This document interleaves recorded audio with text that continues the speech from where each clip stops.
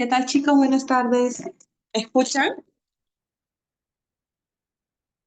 ¿Me logran escuchar? Buenas tardes, Sí, doctora, doctora. sí ¿Sí lo se le escucha. escucha? ¿Qué tal? ¿Cómo están? A ver, vamos a empezar el tema de hoy día. Eh, el tema es a tratar es acerca de la anatomía y la fisiología renal. Es un tema un poco tedioso, pero importante. Voy a tratar de enfatizar los puntos más importantes para que ustedes se puedan llevar y aprender, ¿ok? Bien, primero que en cuanto a las generalidades, vamos a ver que el riñón o los riñones son dos órganos que están retroperitoneales. Tienen una forma de bichuela, algunos le dicen como un frejol, y el color es su color rojo violáceo y de consistencia firme. ¿Ok? ¿Cuáles son las funciones que tiene el riñón en general? Son las funciones excretorias y las funciones hormonales. Las excretorias tienen mucho que ver con la formación de orina, la regulación química del medio interno, es decir, la homeostasis, y las regulaciones hormonales con la síntesis y secreción de eritropoyetina, que es una hormona que favorece pues le favorece a la formación de glóbulos rojos y con ello pues al aumento de la hemoglobina, o la síntesis de la hemoglobina, eh, la síntesis y regulación de la renina, que tiene mucho que ver en el feedback tubulo glomerular, y la activación de la 25-hidroxivitamina D, que tiene mucho que ver con el homeostasis o la regulación del calcio y el fósforo. ¿Ok? Siguiente, por favor. Entonces, ¿cuáles son las funciones del riñón? Siguiente, son varias.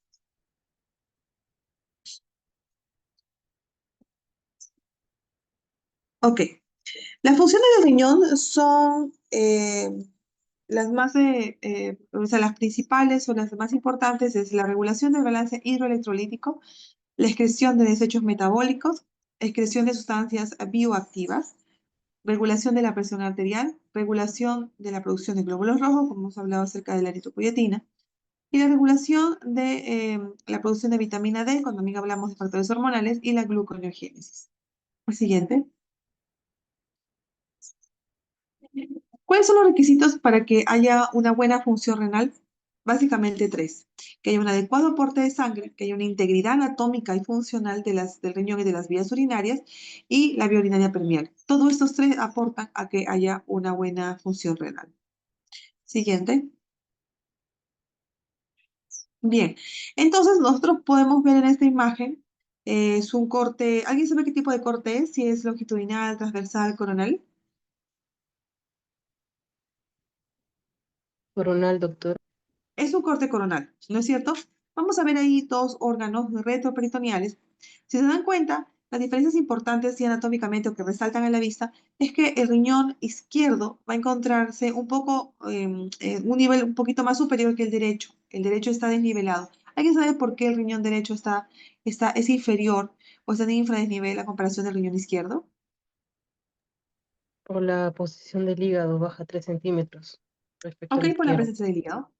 Ok, entonces el riñón es un órgano que, si bien es cierto, pesa similar, tienen o se encuentran en niveles diferentes, ¿ok? Por la posición del hígado cuando hablamos del riñón derecho. Otro punto importante es que el riñón va de adentro hacia afuera, forma como una casita. Entonces va de arriba hacia abajo, de adentro hacia afuera y de atrás hacia adelante, ¿ok? Si se dan cuenta, también otra diferencia importante que podamos ver ahí es que cuando hablamos de la vena y de la arteria renal, la longitud que hay entre estas depende mucho también de la posición del riñón. Cuando hablamos nosotros de la arteria renal, vamos a darnos cuenta que la arteria renal o la arteria que irriga al riñón izquierdo va a ser mucho más corta que la que irriga al riñón derecho. Y eso va a ser importante porque vamos a poder evidenciar que por eso el riñón izquierdo se encuentra mucho más rechonchito que el riñón derecho. ¿Ok?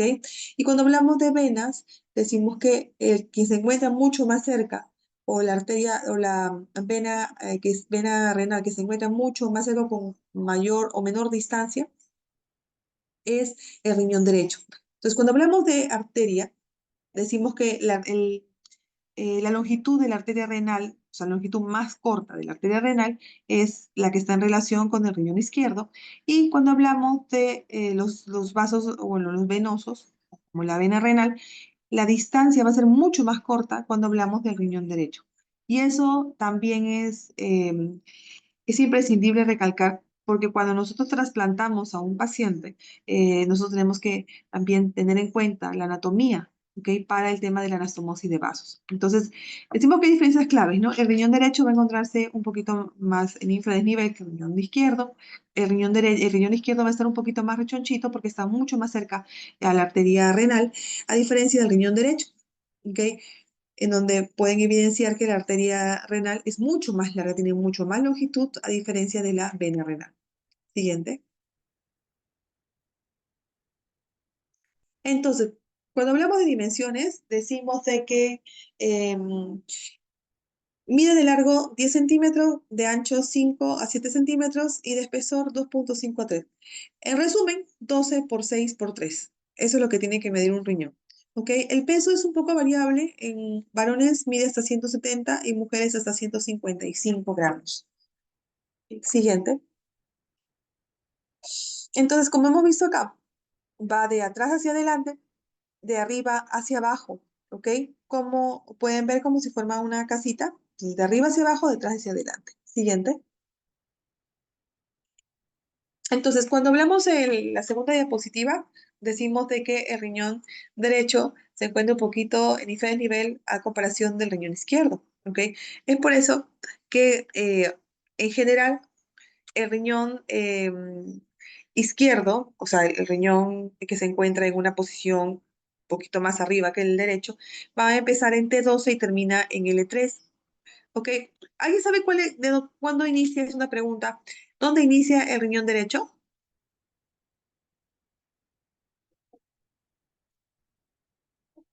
Aproximadamente en L1, L3. En cambio, el riñón izquierdo, que está un poquito más arriba que el derecho, en T12 hasta L3. Siguiente.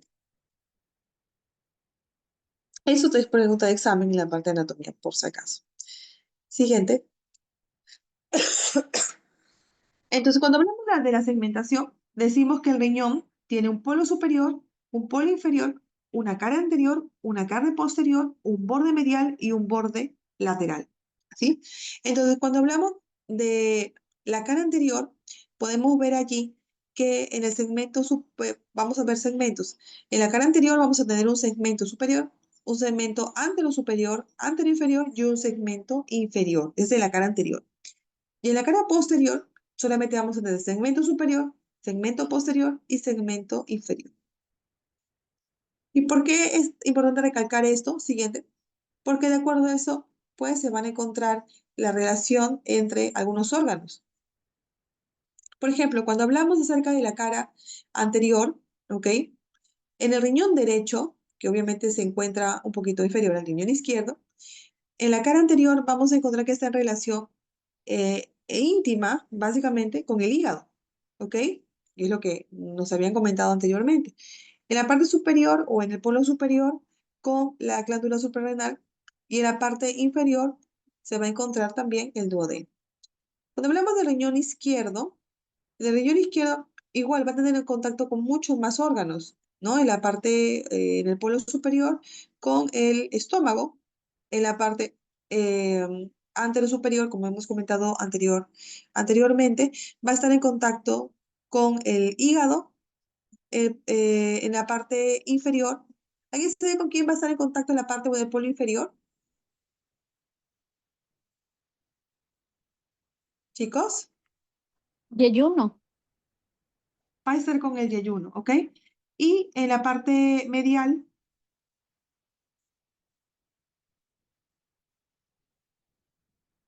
con el páncreas, ¿cierto? Entonces, eso si bien es cierto, es un poco tedioso, es básicamente lamentablemente para memorizar, pero sí es importante que lo sepan por el tema de una nefrectomía, ¿no? Para tener en cuenta con qué está relacionado y para evitar los riesgos que se puedan encontrar. Siguiente, por favor. Otro punto importante a tener en cuenta en la parte práctica o siempre siendo prácticos, porque es importante tener en cuenta los reparos anatómicos y las relaciones que hay con otros órganos, porque cuando realizamos una biopsia, retrocede por favor, cuando realizamos una biopsia hay que tener mucho cuidado con la glándula suprarrenal. Cuando es una biopsia renal, siempre es en el polo inferior, del riñón, siempre. Y es por eso que una de las complicaciones más importantes en la biopsia renal es la perforación intestinal. ¿Ok? ¿Por qué? Porque si se dan cuenta, en la relación que estamos viendo ahí, pues está primero en contacto con el estómago o el yeyuno, ¿ok? O el duodeno. Entonces, si nosotros realizamos una biopsia, hay que tener cuidado con la perforación de estos órganos. Siguiente. En la cara posterior es mucho más sencillo, está en contacto ya con músculos. El músculo diafragmático, el músculo transverso abdominal y el músculo cuadrado. Siguiente. Bien. Luego tenemos que hablar acerca de las grasas y la fascia renal. Em, por fuera de la cápsula renal hay una acumulación de grasa, ¿ok? Por fuera de la cápsula renal. Esa acumulación de grasa es extraperitoneal, esa es la cápsula adiposa, ¿ok? Entonces está el riñoncito, está el parénquima renal y ven esa capa fibrosa que está levantando una pinza. Esa es la cápsula fibrosa, ¿ok? Va a ser importante porque se encarga de ser un aislante térmico y aislante contra traumas, ¿ok? Nos va a proteger mucho ante cualquier golpe que podamos tener. Las hojas de esta cápsula renal, es una cápsula fibrosa, ¿ok? Va a tener una hoja anterior y una hoja posterior, y esas hojas se van a unir en el borde lateral del riñón, uniéndose a la fascia transversa. Y la fascia transversa va alrededor del músculo transverso. Siguiente. Siguiente. Bien, eso es lo que les comentaba. Va a tener el riñón, como van a poder observar, alrededor del riñón va a haber una fascia que es tejido conectivo, tejido fibroso, ¿ok? Esa fascia va a tener dos hojas, la anterior y la posterior. Esas se van a unir en la parte medial, como pueden observar, y va a irse o va a unirse el músculo transverso. ¿Para qué es importante que es pregunta de examen, la fascia renal? Primero, porque es un aislante, ¿ok? Nos ayuda mucho en la protección contra los traumas que podamos tener y sirve como medio de fijación. Siguiente. Ya, acá lo pueden ver mejor, perdón. Lo pueden ver mejor. Esa es la cápsula renal, la cápsula fibrosa. Dentro de la cápsula fibrosa tenemos tejido adiposo, que sirve, como les comentaba, como un colchón ante cualquier golpe o trauma. Y de una capa anterior y una posterior, y juntos se van a unir hacia los músculos de pared anterolateral o a la fascia o a los músculos transversos. Siguiente. Bien, igual, de la misma forma, la cápsula renal se van a unir la parte, lo que está de negrito, no tengo ahorita el punzón, pero lo que está de negrito es en la capa anterior y la capa posterior, y se van a unir y van a irse y se van a unir hacia o bordear el músculo transverso. Siguiente. Bien, el hilo renal se va a encontrar en el borde interno, ¿ok? Es una hendidura vertical. El hilo renal va a contener vasos linfáticos, vasos sanguíneos, va a estar la pelvis y va a encontrarse los nervios renales, ¿ok? Y está rodeado por una cápsula fibrosa, suave y fácil de desprender. Entonces, el hilo renal, ¿cuáles son sus componentes? Ya lo saben ahí, también puede ser una pregunta. Siguiente. Bien, entonces tenemos esta imagen donde se ha cortado el riñón de manera igual coronal como el anterior. Y vamos a ver que el riñón tiene dos partes. Primero es una parte, una corteza y una médula.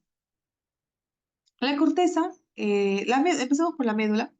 La médula va a tener unas imágenes mucho más oscuras, como tienen una forma de pirámide.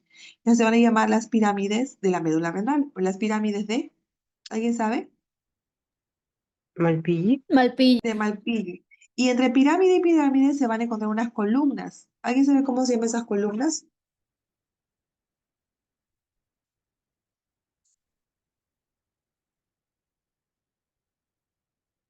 ¿Nadie sabe cómo se llaman las columnas?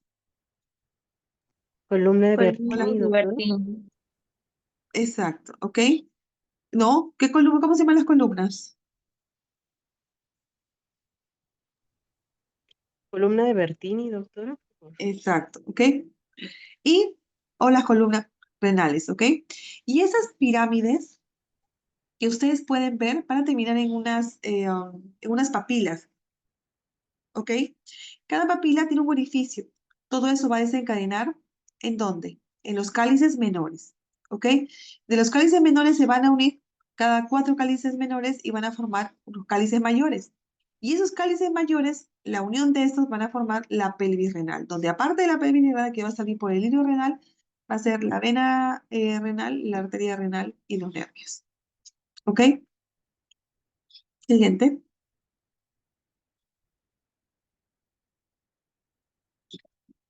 Entonces, la corteza es una zona externa y pálida, tiene un espesor de 10 milímetros y se prolonga hacia la médula con las columnas de vertiente.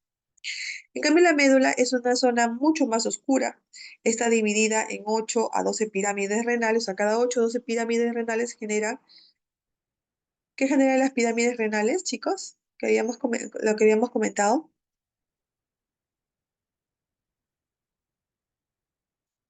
Entonces, en la médula vamos a ver que hay presencia de 8 a 18 pirámides renales, ¿ok? ¿Me están escuchando, chicos? Sí, doctora. Sí, doctora. Ok, entonces la médula es una zona interna, oscura, dividida en 8 a 18 pirámides renales, y en el ápice forman una papila, como les he comentado, de 15 a 20 pequeños ductos, y las papilas se van a ir a los cálices menores, cálices mayores, y la unión de esos cálices mayores a una pirámide renal. ¿Ok? En la corteza se van a encontrar los glomérulos, que es la parte funcionante del riñón. ¿Ok? Y una de las partes es la nefrona. Y los túbulos se van a ir hacia la médula. Mientras más largo sea, la denominación va a ser diferente. Mientras más largo sea y más profundo esté en la médula renal, se va a llamar células o nefronas. ¿Cómo se van a llamar esas nefronas? ¿Corticales o yuxtamedulares? Mientras más larga sea los túbulos renales, mientras más ingrese hacia la médula, se llaman yuxtamedulares, junto a la médula. Y mientras más corta sea, se van a llamar glomerulares. Sigue, por favor.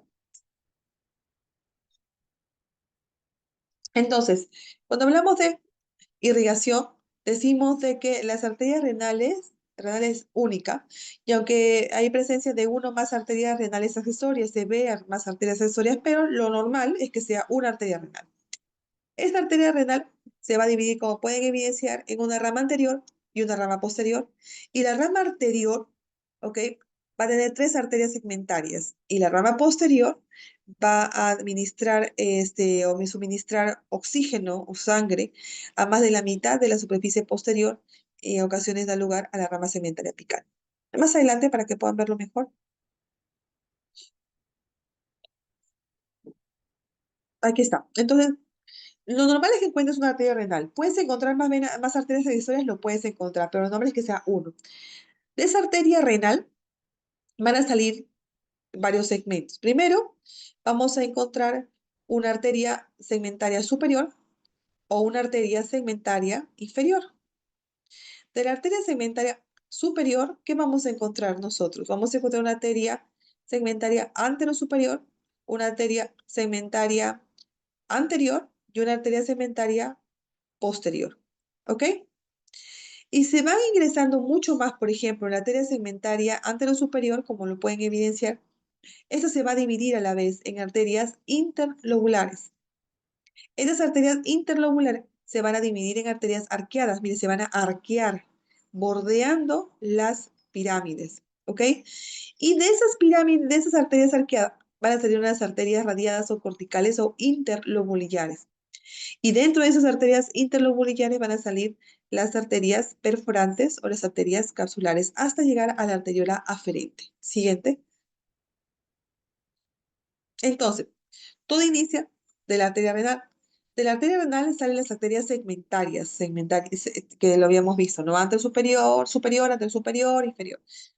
Esas arterias segmentarias van a salir las arterias lobares, y las arterias lobares, las interlobulares. Y de estas las arterias arcuatas, las arterias que se van a doblar bordeando la pirámide. De estas las interlobulares y de ahí salen las aferentes. Eso también es una pregunta. Desde las interlobulares salen las arterias, arteriola aferente. De esa arteriola aferente va a ingresar hacia el glomérulo, ¿ok? Y va a salir en la arteriola eferente, va a llegar a los capilares glomerulares, va a salir la arteriola eferente y de la arteriola eferente vamos a ver que se va a convertir a nivel de los túbulos renales en venas, o sistema arterial al sistema venoso. Siguiente. Bien, entonces aquí vamos a poder observar mejor que de la arteria renal sale la arteria segmentaria, de las arterias segmentarias las arterias lobares, de las arterias lobares las arterias arqueadas o interlobares, después las arqueadas, como van a ver ahí que se dobla, se arquea formando o alrededor de las pirámides, de las arterias arqueadas, las interlobulares, y de allí van a salir arteriola aferente. La arteriola aferente van a ir a las arteriolas eferentes después de pasar por el glomérulo, van a ir a los túbulos con la base recta, y es allí donde va a cambiar del sistema arterial al sistema venoso a nivel del capilar. Siguiente. Ok, entonces ven ahí del color, en la imagen de la derecha,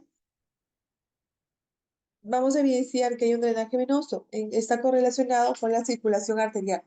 A diferencia de la circulación arterial, existen abundantes venas colaterales, ¿ok? Entonces, cuando hablamos de arteria, pueden haber colaterales, sí, pero no es muy frecuente. En cambio, cuando hablamos de las venas, sí pueden ver venas colaterales. Siguiente. Okay. Siguiente. Y cuando hablamos del sistema nervioso, nosotros tenemos dos tipos de sistemas, sistema parasimpático y sistema simpático, ¿ok? Eso nos ayuda mucho porque cuando hablamos nosotros de la contracción o dilatación de la arteriola aferente, hablamos de receptores y los receptores son beta 1 y estos receptores son parte del sistema simpático que favorecen a la vasoconstricción. ¿Y quién lo comanda? El nervio, cuando hablamos del parasimpático del vago y el sistema simpático a partir de los segmentos de T10 a L1. ¿Ok? Siguiente. Bien. Hasta ahí, chicos, ¿alguna pregunta?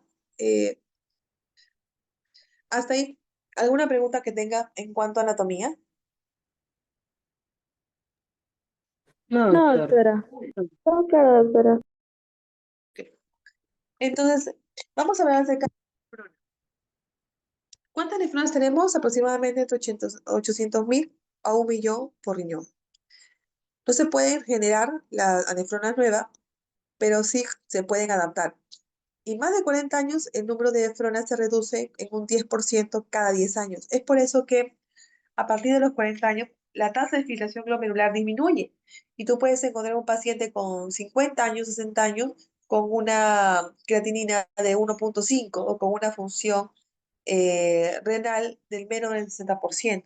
Pero eso no es patológico, es una alteración fisiológica, es un envejecimiento fisiológico y se da porque justamente más de 40 años el número de nefronas se reduce en un 10% cada 10 años. O sea, disminuye en 10 puntos la tasa de filtración glomerular cada 10 años en personas mayores de 40 años.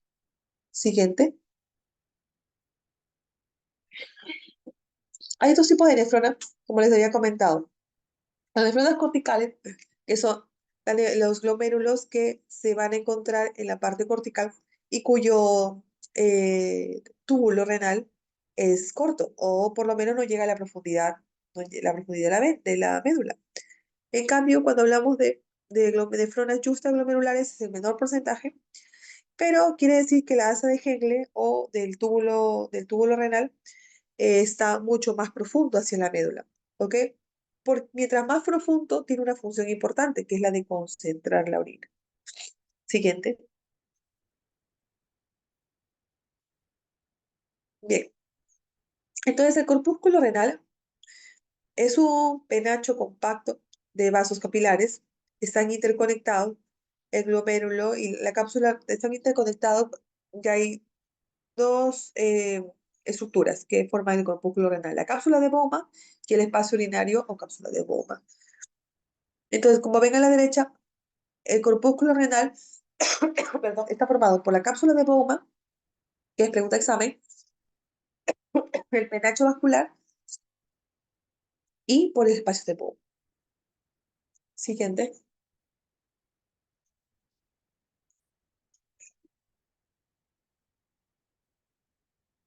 Cuando hablamos de flujo sanguíneo, ya lo hemos comentado, cuál es la estructura de los vasos.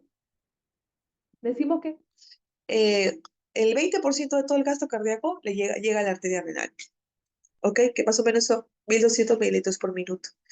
Y tiene dos lechos capilares, glomerulares y peritubulares.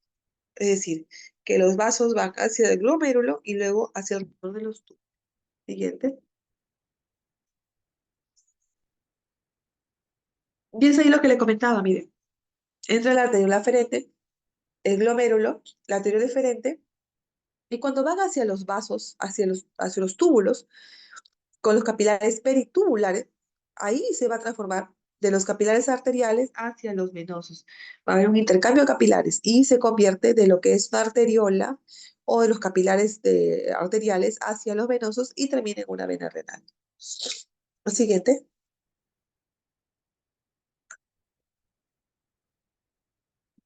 Entonces, una de las funciones importantes del riñón es la filtración glomerular.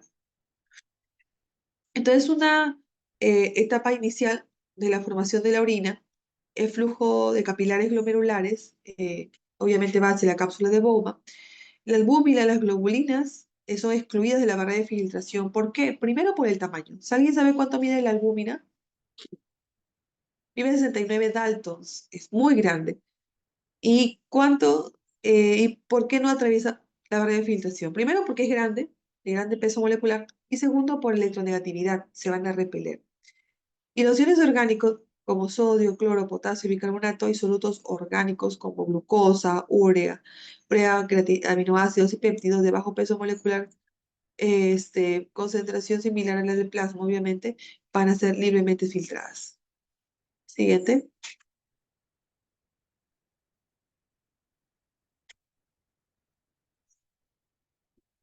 Esto le comentaba hoy día a los chicos cuando hablamos de síndrome nefrótico, que depende mucho de una barrera de filtración interna.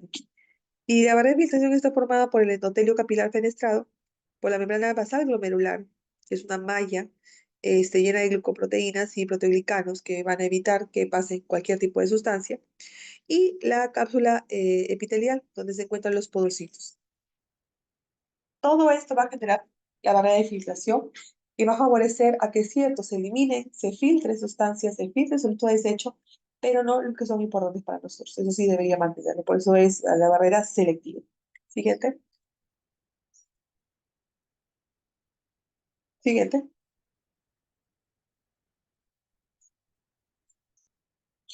Siguiente. Entonces, ese es el epitelio fenestrado. Hablamos de que el tamaño del poro es 70 a 100 nanómetros, lo que es una barrera física para la macromolécula del plasma.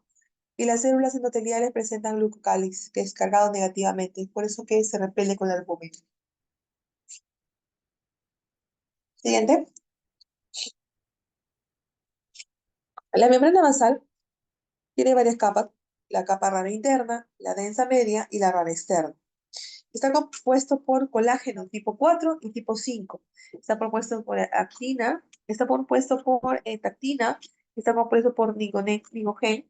Es que, bueno, en realidad está compuesto por múltiples proteínas, todo esto lleno de proteínas, de glicoproteínas, proteoglicanos, sulfato, por ejemplo, y el grosor es de 300 a 350 nanómetros, ¿no? Y los poros son de 9 nanómetros. Y posee carga negativa. Siguiente.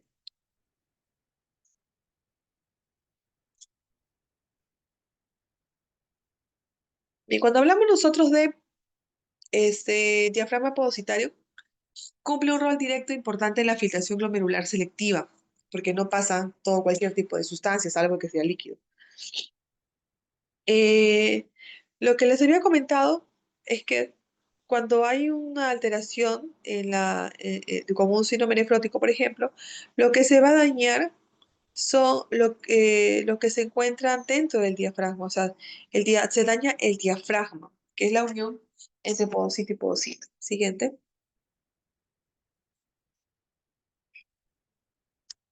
Entonces, yo ya le comentaba, ¿no? Hay ciertas proteínas que se van a dañar y van a favorecer, por ejemplo, el síndrome nefrótico. La nefrina, el NEP1, el NEP2, ¿ok? El FAT1, FAT2, la actina, la nefrina, todo eso se va a dañar. Y todo eso genera la barrera o el diafragma de filtración. Entonces, si tú no tienes eso, va a eliminarse las proteínas. Siguiente. Cuando hablamos de los túbulos renales, decimos que los túbulos inician a partir de la cápsula de bomba. ¿No? Empieza termina la cápsula de bomba, automáticamente inician los túbulos. Túbulo contorneado proximal, asa de Henle, túbulo contorneado distal y túbulo colector. Entonces, los túbulos renales sería que inician de la cápsula de bomba, que es una capa simple de células epiteliales y reposan sobre la membrana basal. Siguiente. Pues, ¿cuáles son los principios básicos de los tubos, de los túbulos? La filtración y la secreción. La filtración es un proceso donde agua y los solutos en la sangre se abandona el sistema vascular a través de la barrera de filtración. O sea, filtras todo lo que ingresa, todo el flujo plasmático renal. Y secreta sustancias en movimiento, citosol, las células epiteliales, por ejemplo, en el lumen tubular. Secreción es cuando todo se va a eliminar hacia el túbulo o hacia la luz tubular. Siguiente.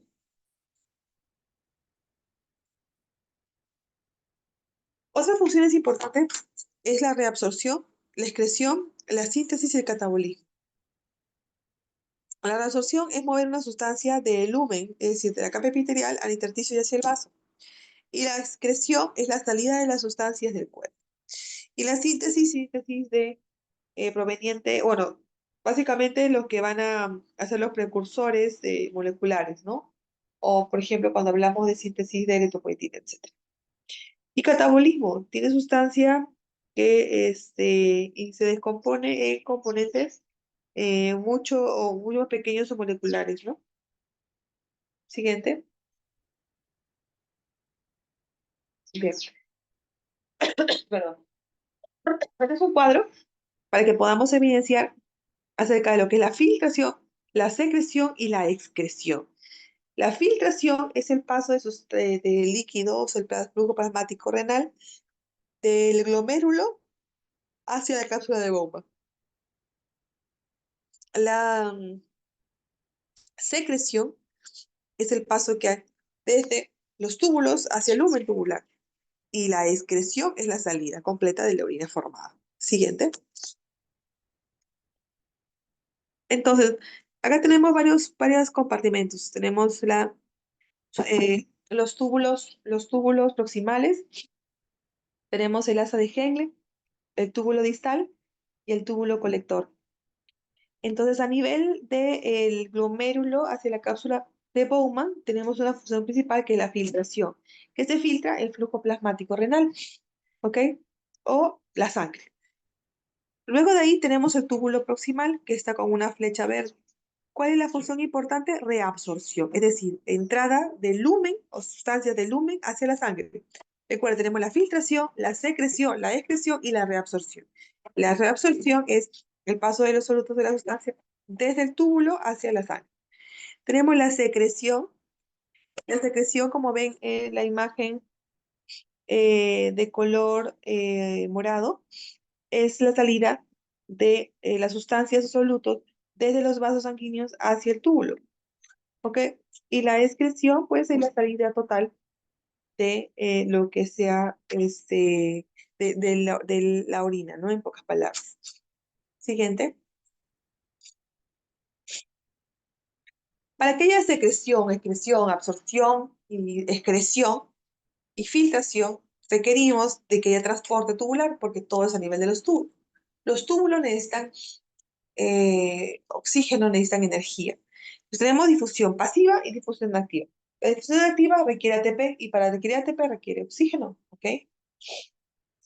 Entonces, el transporte pasivo, hablamos de difusión simple, difusión facilitada y difusión a través de canales. Y la difusión activa, perdón, el transporte activo es mediante gradiente de contracorriente, requiere energía o fuente de energía ATP. Siguiente. En el túbulo proximal va a haber mayor absorción, mayor ultrafiltrado y mayor reabsorción por las características anatómicas o histológicas. Tiene microbiosidades de la superficie apical, de la membrana vasolateral, tiene un polo urinario, ¿no es cierto? Tiene una porción tortuosa, la pars convoluta, y tiene una parte recta, ¿ok? En el túbulo contorneado proximal. ¿Y cuánto mide? Aproximadamente 14 milímetros. Siguiente. Bien, entonces tenemos acá igual el glomérulo que mide esa con la arteriola deferente, se encarga de la filtración y va a ir hacia el túbulo proximal. Como ven ahí, perdón, el túbulo proximal se va a encargar de la reabsorción de agua, de sodio, de cloro. Siguiente. Un ratito, disculpen un minutito.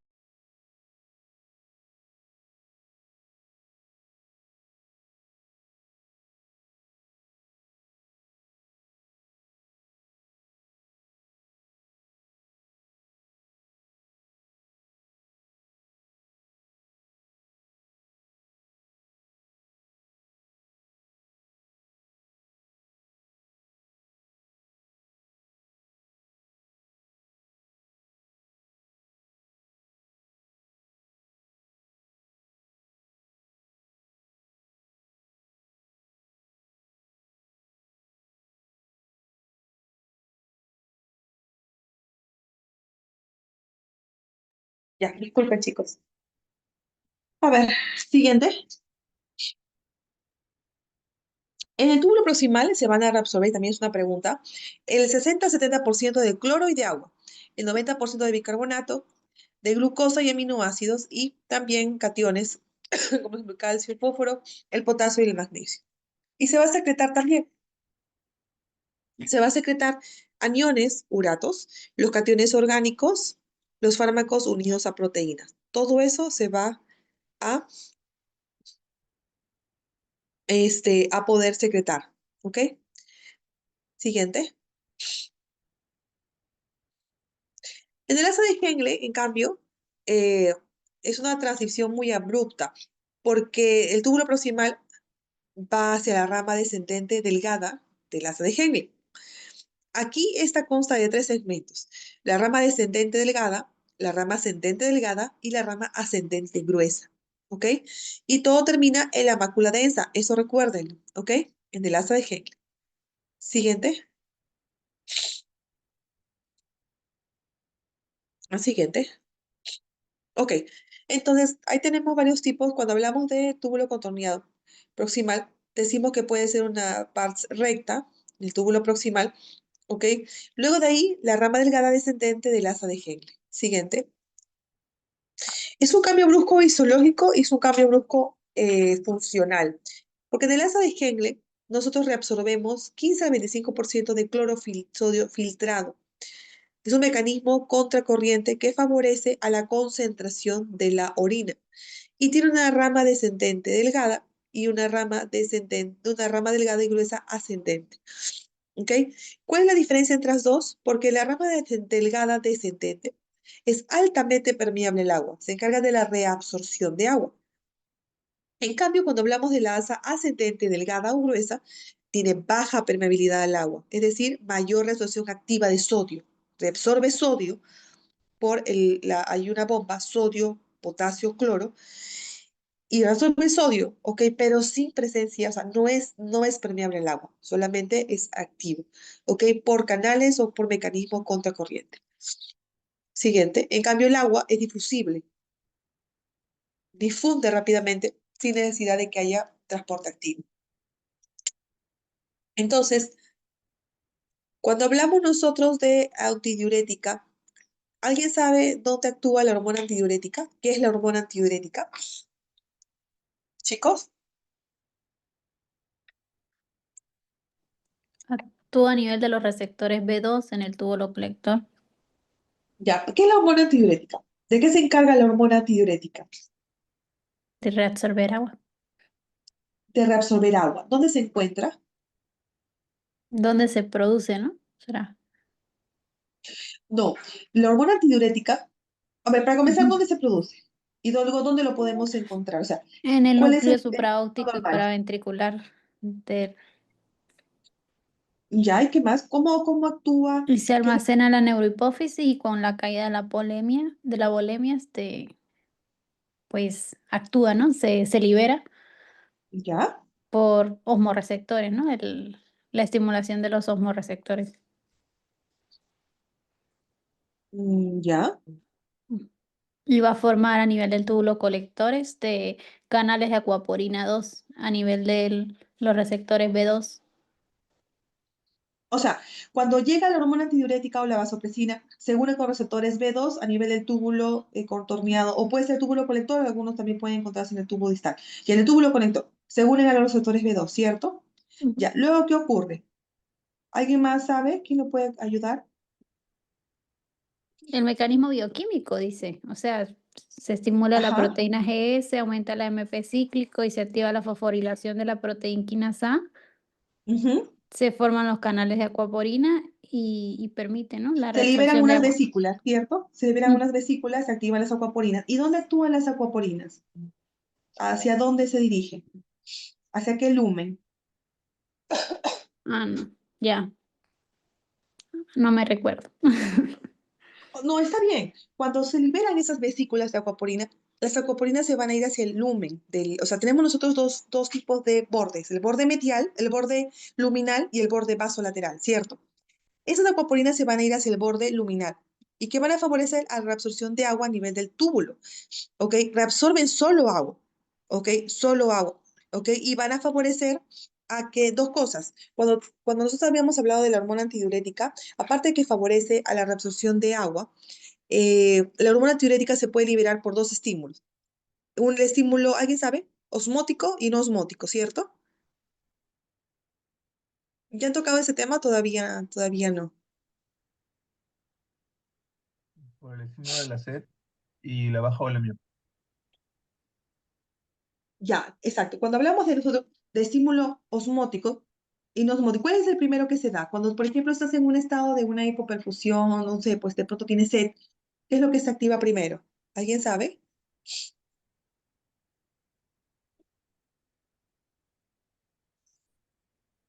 El Miren, cuando sistema hablamos nervioso nosotros de simpático. exacto. Cuando nosotros hablamos de la hormona antidiurética, nosotros decimos que se puede liberar por dos tipos de estímulos. El estímulo osmótico, que tiene mucho que ver con la concentración de solutos en el plasma, ¿ok? Mientras más concentrado esté, por ejemplo, el sodio, se va a generar la estimulación de la hormona antidiurética para que ese sodio se diluya o los sustancias o los solutos se diluyan. Cuando hablamos de estímulo no osmótico, ahí entra a tallar lo que es la presión y están entra a tallar los receptores. Disminuye la presión arterial y eso genera también la estimulación de la hormona antidiurética. ¿Ok?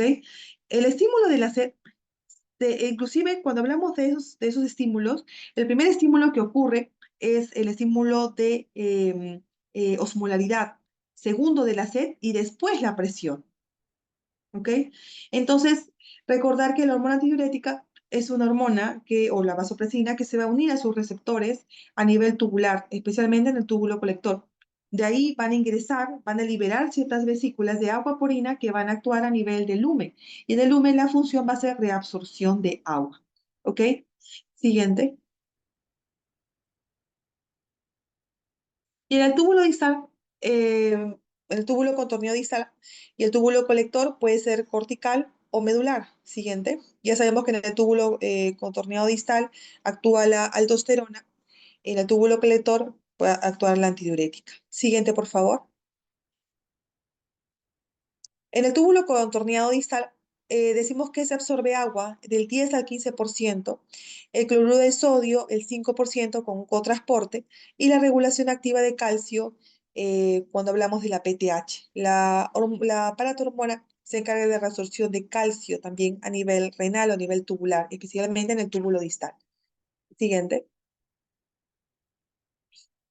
Bien, aquí quiero llegar. Hasta ahí, chicos, está bien para empezar a hablar del aparato yuxtaglomerular. ¿Alguien ha leído acerca del aparato yuxtaglomerular? ¿Alguien tiene alguna idea de qué es el aparato yuxtaglomerular?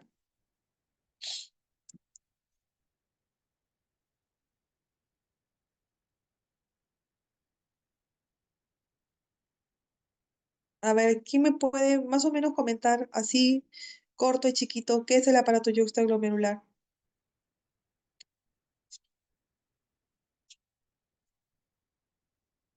A ver, voy a preguntar. Perdón. A ver, Alan o Aarón, ¿alguien me puede ayudar acerca o la definición o qué es el aparato yuxtaglomerular y para qué funciona? Doctora, em, se encarga de detectar como los cambios de flujo y la presión arterial y si detecta que está bajando, activaría el sistema de adrenina aldosterona. Ya, ¿quién más? Libera la renina. ¿Cómo? Perdón. A que libera la renina. Ya. ¿Qué más? ¿Pero qué es? O sea, ¿qué es qué es el aparato yuxtaglomerular?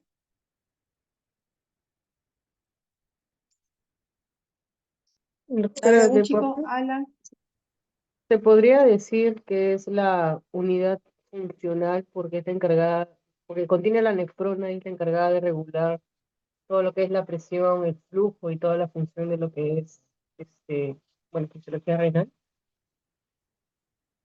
Controla la filtrado glomerular. Ya. Ya, ok. Miren, el aparato yuxtaglomerular es una estructura que va a regular el funcionamiento de cada nefrona. Nosotros tenemos que tener una homeostasis y un equilibrio. Por ejemplo, cuando tú un día, cuando por ejemplo tú, no sé, pues comiste una parrilla que tuvo gran cantidad de sodio, el exceso de sodio va a generar mayor absorción de agua, ¿cierto? Y vamos a encontrar que nuestra volemia está elevada, ¿no es cierto? Está aumentada. Si es que está aumentada, va a haber mayor cantidad de sangre o de volumen plasmático que va a ingresar a nivel de la arteriola aferente. Y con ello va a haber mayor filtración glomerular y mayor tasa de filtración glomerular. Entonces, yo normalmente si pienso con esa lógica, diría de que yo debería orinar mucha más cantidad de los 2 a 3 de los 2 litros que normalmente orino en el día. Pero ¿por qué no sucede esto? ¿Por qué no orino 5 o 4 litros si es que mi comida ha sido muy copiosa y he tenido mucha cantidad de sal o de sodio? ¿Ok? Porque mi flujo plasmático renal aumenta. Entonces, si espero que mi flujo aumente, obviamente mi tasa de filtración debería aumentar. Pero ¿por qué no ocurre esto? Porque existe el feedback túbulo glomerular, que es el que mantiene el equilibrio de la filtración glomerular. Entonces, si yo tengo si yo tengo un aumento del flujo plasmático renal, yo lo que tengo que hacer es hacer que mi tasa de filtración glomerular se mantenga intacta. Si a mí es cierto, la tasa de filtración glomerular es variable, no tenemos la misma tasa de filtración glomerular todas las horas ni todos los días, pues se mantiene siempre en un equilibrio y en un intervalo de mililitros por minuto. Entonces, cuando yo tengo gran cantidad de volumen que va a ingresar en mi arteriola aferente, okay, lo que yo hago en el organismo es vasocontraer. Vasocontraigo la arteriola aferente para que mi tasa de filtración glomerular disminuya, es decir, se mantenga un equilibrio. Pero ¿qué ocurre, por ejemplo? ¿Y esto cómo se hace? Con la adenosina. La adenosina nos va a ayudar a generar la vasoconstricción, al igual que los receptores, porque tiene receptores en la arteriola aferente de beta 1 adrenérgico. ¿Ok? Pero ¿qué pasa, por ejemplo, si yo ese día, no sé, pues tuve náuseas, vómitos, diarreas, no quise comer nada y entro en un estado de hipovolemia? Ahí detallaría también igual mi feedback túbulo glomerular o mi autorregulación renal. ¿Está formada por qué? Está formada por las células yuxtaglomerulares, está formada por la mácula densa y está formada, ¿alguien más sabe por qué está formada? El aparato yuxtaglomerular, la mácula densa, las células yuxtaglomerulares y las células Mesangiales. Mesangiales. mesangiales. Perfecto. Entonces, ¿qué ocurre? Si yo tengo, por ejemplo, no sé, pues como les comenté en el caso anterior, vómitos, náuseas, diarrea, hiporexia, etcétera, disminuye mi flujo plasmático renal y por ello disminuye la cantidad de volumen sanguíneo que va a llegar a la arteriola aferente, al glomérulo y la arteriola aferente, y mi tasa de filtración glomerular normalmente disminuiría. ¿No es cierto? Pero ¿por qué no ocurre eso? ¿Por qué mientras tú estás en un periodo de hipovolemia o de hiporexia o de deshidratación, no orino poco? Lo concentro en la orina sí, pero pues no entro en anuria o oliguria, porque existe justo este feedback tubulo-glomerular. Entonces, cuando hay menor cantidad de volumen sanguíneo que le llega a la arteriola aferente, ¿ok? Al glomérulo, en el glomérulo va hacia los túbulos, ¿ok? Y va a llegar hacia el túbulo contorneado distal. ¿Se acuerda que les había comentado? El túbulo contorneado, nosotros cuando ingresa, es difícil explicarlo sin ningún gráfico, sin pizarra, chicos, mil disculpas, voy a tratar de ser un poquito, de explicar con más detenimiento. Entonces, para empezar, ¿dónde se encuentra la mácula densa?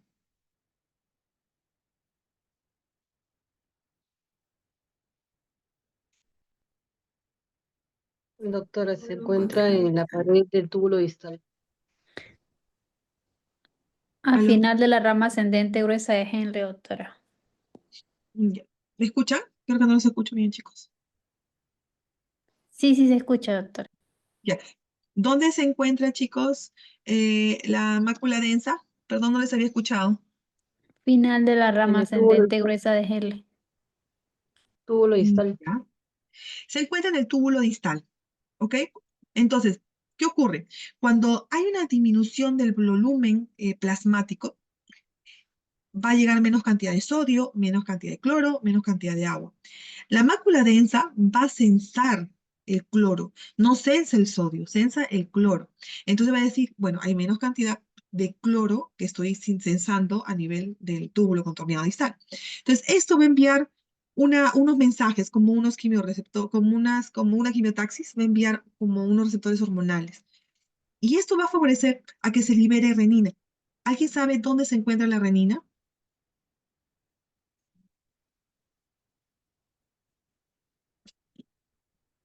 chicos? En ¿Alguien sabe dónde ¿Verdad? se encuentra la renina? ¿O en quién las células se encarga de granulares. almacenar? ¿Quién se encarga de almacenar y liberar la renina? Las células granulares, Las justaglomerulares. células yuxtamedulares, ¿no es cierto? Van a sintetizar, van a almacenar y van a liberar renina. ¿Ok? Entonces, ¿qué ocurre? Cuando hay esa disminución y esta mácula densa sensa menos cantidad de cloro y dice, algo está pasando con el túbulo, algo está pasando con la volemia, esto va a favorecer a que estimule a las células granulares o las células yuxtamedulares. ¿Ok? Estas células yuxtamedulares se pueden estimular de varias formas. Primero, un descenso de la presión arterial. Cuando desciende mi presión arterial, descenso de la presión arterial de mi arteriola aferente, ¿ok? Esto obviamente se va a reflejar en que hay una disminución de flujo plasmático a nivel de esta arteriola, ¿ok? Ahí van a haber ciertos valos receptores que se van a encontrar en esas arteriolas aferentes, ¿ok? Estos se van a estimular y van a favorecer la producción de renina, primero. Segundo, el sistema simpático por las beta-2 beta-1 adrenérgico. Les comenté anteriormente que tenemos receptores beta-1 adrenérgico a nivel de las células musculares de la arteriola aferente. Entonces, estas arteriolas aferentes, cuando por ejemplo aumenta nuestra actividad o el aumento del sistema simpático, como lo hemos visto anteriormente, esto va a favorecer a la presión sanguínea, ¿no es cierto? ¿Me están siguiendo más o menos? Sí, doctora.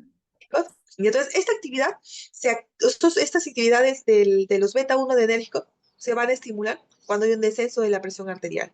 Entonces, disminuye la presión arterial y se activa también este sistema simpático a través de los receptores beta-1 adrenérgicos. Esto también estimula la producción de la renina. ¿Ok? Entonces ya tenemos uno, que es la presión arterial de la arteriola aferente. Tenemos dos, que es la activación del sistema simpático a través de los receptores beta-1 adrenérgicos. Y tenemos tres, la variación del cloro, ¿ok? A nivel de la mácula densa que se encuentra en el túbulo contorneado distal. En este caso, se activó, obviamente, por estos tres mecanismos y activa la liberación de la renina. ¿Qué hace la renina? ¿Alguien tiene alguna idea de qué hace la renina? convierte el angiotensinógeno en angiotensina 1? La renina actúa sobre el angiotensinógeno. El angiotensinógeno, ¿dónde se encuentra, chicos? ¿En qué órgano? El hígado. Abdominal. En el hígado. En el hígado, ¿no es cierto? Entonces, actúa sobre el angiotensinógeno y lo convierte en angiotensina 1, ¿no es cierto? Y esta es la angiotensina 2. La angiotensina 2 es un potente vasoconstrictor. Eso que quede claro porque es fundamental. Entonces, la angiotensina 2 es un potente vasoconstricción. ¿A nivel de dónde actúa? De la arteriola eferente. Entonces, la renina actúa sobre el angiotensinógeno hepático, ¿cierto? Que habíamos comentado, que se convierte en angiotensina 1. ¿Y quién convierte, chicos, la angiotensina 1 en angiotensina 2? ¿Alguien sabe? La ECA. La ECA, La doctora. enzima convertidora de angiotensina. ¿Ok? ¿Y dónde se genera la ECA? O sea, la hormona convertidora de angiotensina. En los pulmones. Ok, entonces cuando se convierte eso va a favorecer al sistema renina, angiotensina y aldosterona. ¿Qué va a generar la angiotensina 2? Un potente vasoconstrictor. Entonces, si yo tengo una disminución de mi flujo plasmático, ¿ok? Que va a ser la arteriola aferente disminuido, lo que va a hacer el organismo, como va a encontrar mi tasa de filtración glomerular disminuida, es que se activa esa angiotensina 2 por la renina y genera una vasoconstricción en la arteriola eferente. De esa forma, yo aumento la resistencia, vasodilato mi arteriola aferente con prostaglandina, que también se libera en las células mesangiales, que es la última componente del aparato yuxtaglomerular, genera una vasodilatación de la arteriola aferente y una vasoconstricción de la arteriola eferente por la angiotensina 2. Y la vasodilatación por la prostaglandina o la inhibición de la adenosina. Entonces, eso favorece a que haya una mayor resistencia y esta mayor resistencia favorece a mi tasa de filtración glomerular aumente y mantengo mi tasa de filtración glomerular adecuada.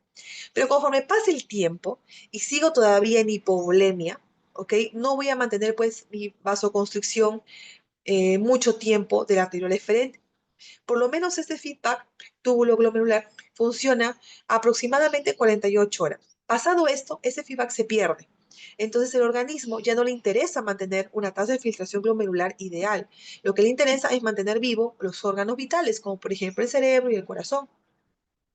Entonces, en ese caso, lo que hace el riñón ya no es generar solamente una vasoconstricción a nivel de la arteriola eferente, sino también vasocontraer la arteriola aferente. Y mi tasa de filtración glomerular ya disminuye, ya no aumenta por la resistencia, por la vasoconstricción de la arteriola eferente por la angiotensina 2. Y eso se pierde, se vasocontrae todo, tanto la arteriola eferente como la eferente, y mi tasa de filtración glomerular disminuye. Si mi tasa de filtración glomerular disminuye, va a haber menos cantidad de oxígeno que va hacia las células, porque obviamente sabemos de que la arteriola eferente sigue las células de la vasa recta, los vasos de la vasa recta. Entonces, si disminuye el diámetro de mi arteriola eferente, hay menos cantidad de sangre que le va a llegar a la vasa recta. Y la vasa recta lo que va a hacer es irrigar los túbulos, ¿no es cierto? Y ustedes saben que hemos conversado que tenemos varios tipos de transportes activos y esos transportes activos requieren oxígeno. Si no tengo oxígeno, no voy a tener ATP y si no tengo ATP, no funcionan mis bombas. Y es por ello que se altera, hay una alteración funcional. Y esa es la razón por la cual tenemos una injuria renal aguda. Cuando dejamos pasar mucho tiempo, no hidratamos, no mejoramos la tasa de filtración glomerular y llega a tener una disfunción de la eh, de, los transportes activos. Es decir, que la función tubular se altera y vamos a encontrar hipercalemias, acidosis metabólicas, alteraciones de la reabsorción o la secreción de urea. Entonces, ingresa en un paciente en una alteración de la función. Si no tenemos, ¿se acuerdan que les comenté al inicio? Para que haya una función renal adecuada, necesita haber una anatomía sin alteración, necesita haber la vía urinaria permeable y necesita haber un flujo sanguíneo adecuado. Si no hay este flujo sanguíneo, se altera y genera una injuria renal aguda. Entonces, Entonces, todo parte del feedback tubuloglomerular que aproximadamente solo se mantiene indemne hasta 48 horas. Luego de ahí, ya no le importa al organismo tener una tasa de filtración glomerular, el paciente entra en oliguria y entra en una injuria renal aguda. ¿Ok? ¿Hasta ahí se entendió?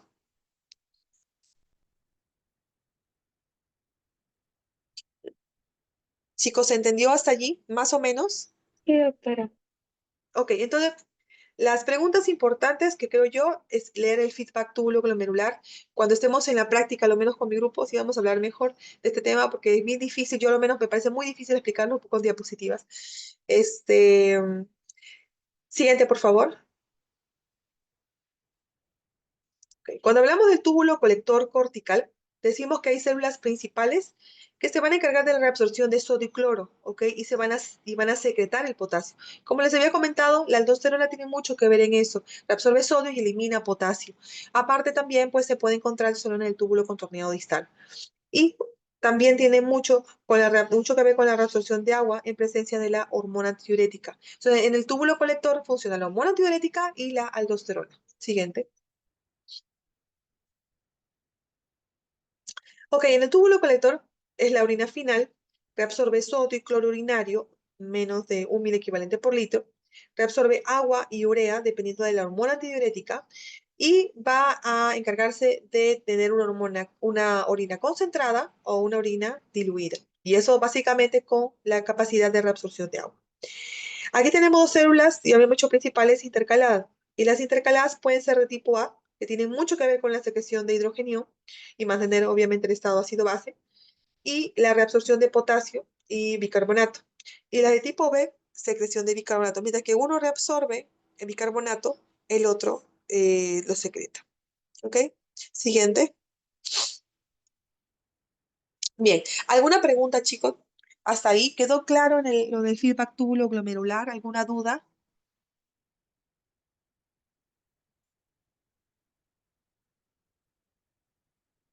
A ver, yo le voy a hacer unas preguntas, a ver, para escoger. Eh, Alessandro, ¿me escuchas? Doctora, ¿sí? ¿Se me escucha? Sí, perfecto. A ver, Alessandro, cuéntame cómo está compuesto, habíamos comentado, el aparato yuxtaglomerular.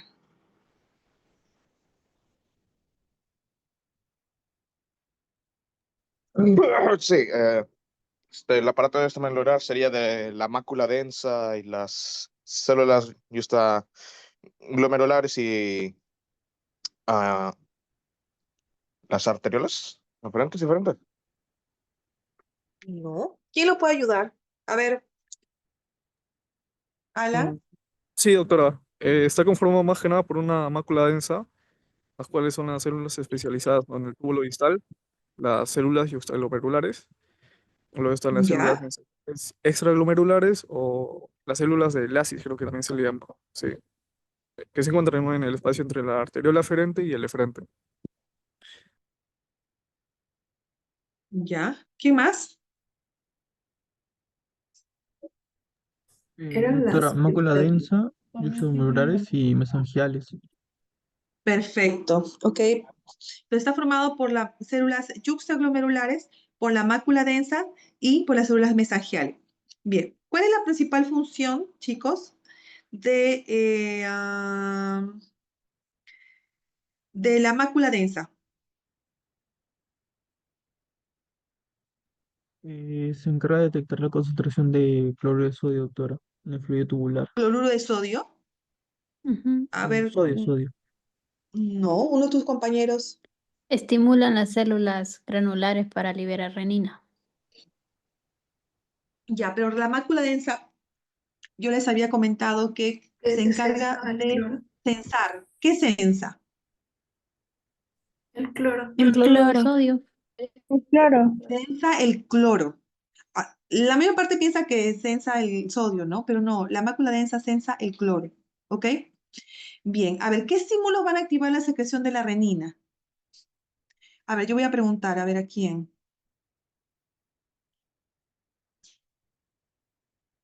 A ver, Alicia, cuéntame, ¿qué estímulos que hemos comentado se encargan de estimular la secreción de la renina o activan la secreción de la renina? Buenas tardes, doctora. Bueno, los Ah, estímulos bueno. que se van a encargar de secretar la renina Que habíamos comentado hace poco. va a ser la vía vasoreceptora. ah, Bueno, tiene que ver mucho con la presión arterial de la arteriola aferente, ¿cierto? ¿Ya? sí, ¿Qué y la más? mácula densa, la vía de la mácula densa, ¿Ya? Eso hemos hablado ahorita, que tiene mucho que ver con qué? que va a ser cuando hay una disminución de este cloro de sodio, que va a De cloro. llegar al... Ok. Ajá. Ok, entonces disminución de la presión arterial, ¿no es cierto? Detectada por los vasoreceptores intrarrenales. Segundo, disminución en la mácula densa del sensor de este cloro, perfecto. Y tercero, El sistema simpático. ya, ¿qué tipo de receptores tenemos en el sistema simpático?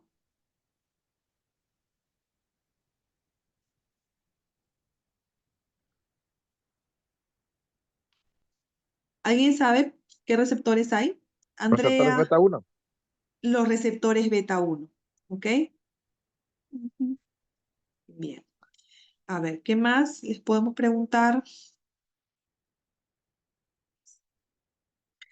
Ya, ¿qué habíamos dicho que qué ocurre en el sistema renina-angiotensina-aldosterona tras la liberación de la renina? ¿Qué ocurre con ese sistema de renina-angiotensina-aldosterona? ¿Cuál es el camino del angiotensinógeno? ¿Qué ocurre? ¿Qué hace la ECA o la enzima convertida de angiotensina? ¿Dónde se genera? Eso lo habíamos comentado también.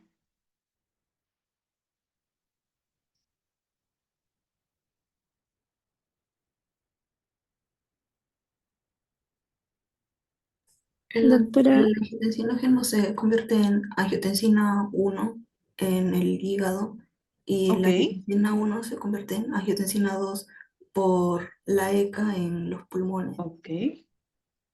¿Y qué cosa hace la angiotensina 2? Lo que le digo es Constricción. importante que lo sepa. Constricción.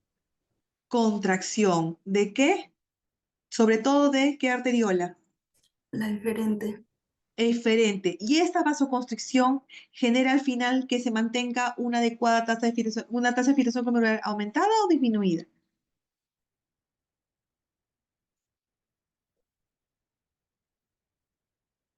Que Si yo aumente. mantengo, ¿cómo? Que aumente. Que aumente, ¿cierto? Porque aumento la presión intraglomerular y genera aumento de la presión de la tasa de filtración glomerular. Y también la angiotensina 2 estimula la secreción de la aldosterona, por eso es reina angiotensina aldosterona. ¿Ok? Entonces la aldosterona favorece la reabsorción de sodio y agua. ¿Ok?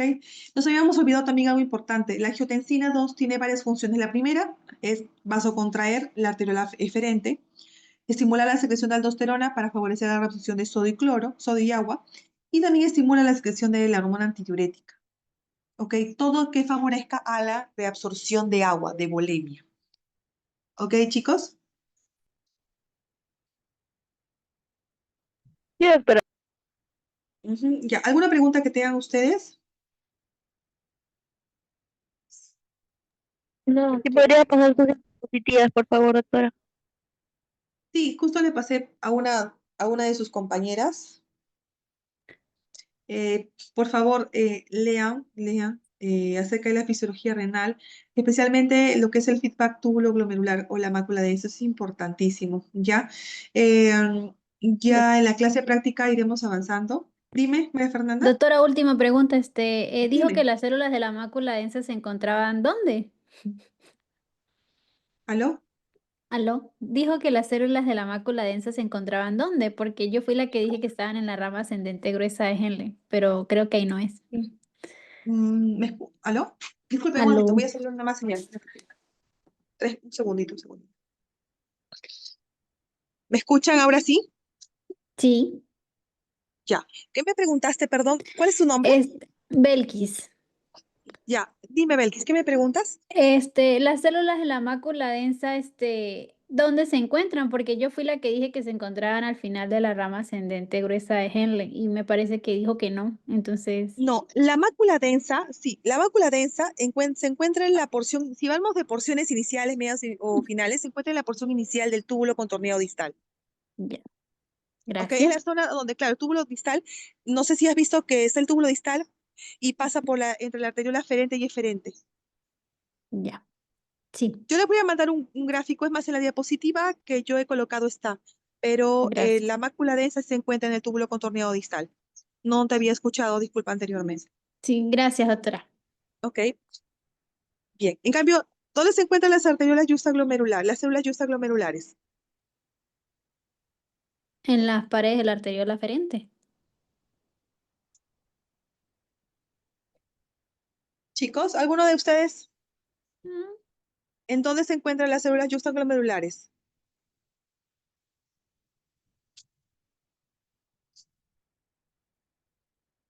¿Me escuchan? Bueno, lo que dice su compañera está bien. Se encuentra en la pared de las arteriolas aferente, ¿ok? Justo antes de la entrada al glomérulo. Entonces, para que quede claro, las células juxtaglomerulares se van a encontrar en la pared de la arteriola aferente y las células de la mácula densa en el túbulo contorneado distal, ¿ok? Para que eso quede bien, bien fijo y claro. ¿Ok? Listo. ¿Alguna pregunta más, chicos, por favor?